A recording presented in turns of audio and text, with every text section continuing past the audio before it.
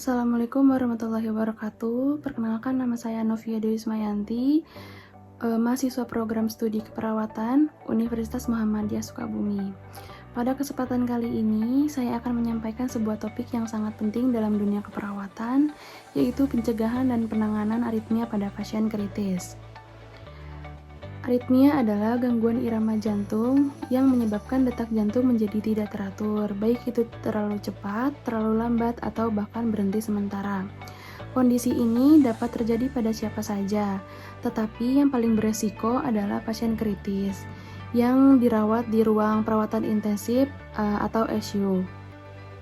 Mengapa begitu penting untuk memahami aritmia?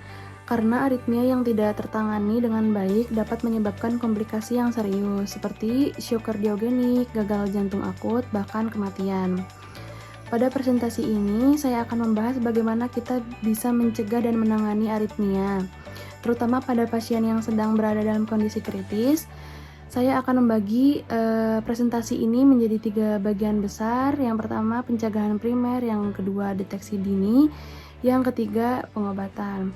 Tujuan saya adalah untuk memberikan pemahaman yang lebih baik mengenai aritmia, agar kita bisa melakukan tindakan yang tepat dan meningkatkan keselamatan pasien.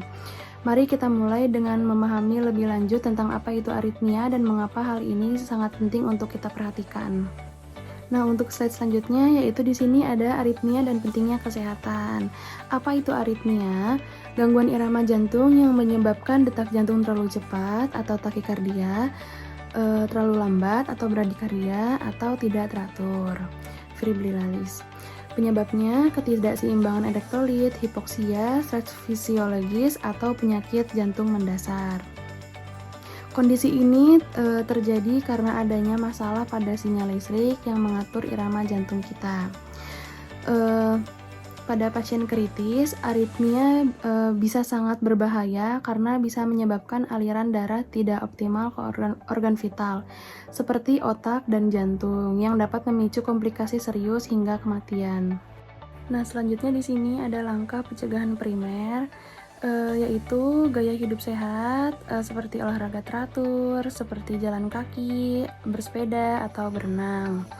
Pencegahan primer berfokus pada pencegahan penyakit sejak awal. Untuk itu, kita perlu menjalani gaya hidup sehat yang dimulai dengan olahraga teratur, misalnya olahraga aerobik seperti jalan cepat, bersepeda, atau berenang yang membantu menjaga kesehatan jantung kita.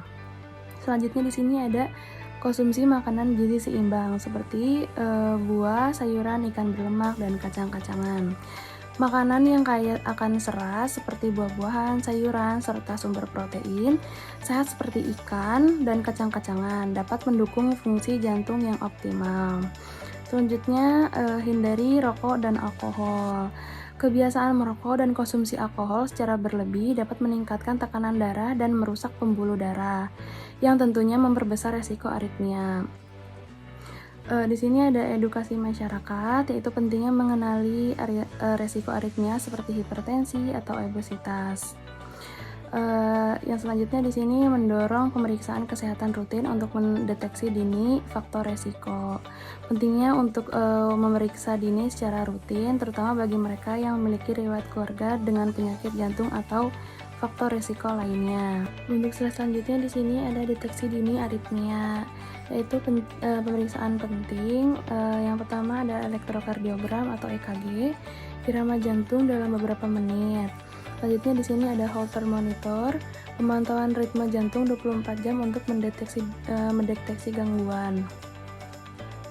Pencegahan sekunder adalah tahap deteksi dini. Salah satu alat yang sangat efektif adalah elektrokardiogram atau EKG yang digunakan untuk memeriksa ritme jantung secara langsung. Selain itu, Holter monitor bisa dipakai untuk memantau irama jantung sepanjang hari selama 24 jam. Selanjutnya di sini ada ekokardiogram, ultrasonografi untuk melihat struktur dan fungsi jantung. Ekokardiogram adalah pemeriksaan yang menggunakan gelombang suara untuk melihat kondisi jantung secara visual. Ini sangat penting untuk mengetahui apakah ada masalah struktural pada jantung yang dapat menyebabkan aritmia. Di sini ada tanda bahaya yang harus diwaspadai. Yang pertama ada nyeri dada, yang kedua ada pusing atau kepala terasa ringan, yang ketiga ada kelelahan berlebihan tanpa sebab jelas. Nah, gejala yang perlu diwaspadai adalah nyeri dada, pusing atau kepala terasa ringan, dan kelelahan yang tidak biasa. Jika mengalami gejala ini, segera hubungi tenaga medis. Nah, selanjutnya di sini ada pengobatan dan pemantauan. Pengobatannya yaitu ada obat anti aritmia, contohnya ada beta blocker dan amiodaron.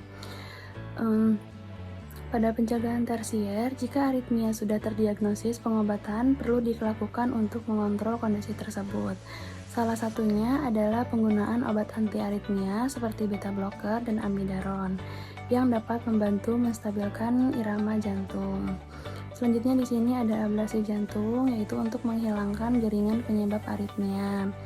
Pada kasus tertentu, jika aritmia terus berulang, tindakan ablasi jantung yang dapat dilakukan ini adalah prosedur medis di mana jaringan yang menyebabkan aritmia dihancurkan menggunakan listrik atau gelombang radio. Selanjutnya di sini ada pacemaker, yaitu alat untuk menjaga ritme jantung tetap stabil. Selanjutnya di sini ada defibrilator, yaitu alat kejut listrik untuk fibrilasi ventrikel atau kondisi darurat. Jika irama jantung sangat tidak teratur, alat pacu jantung atau pacemaker bisa dipasang untuk membantu menjaga detak jantung tetap teratur. Selain itu, fibrilator digunakan untuk memberikan kejut listrik pada jantung yang mengalami fibrilasi ventrikel.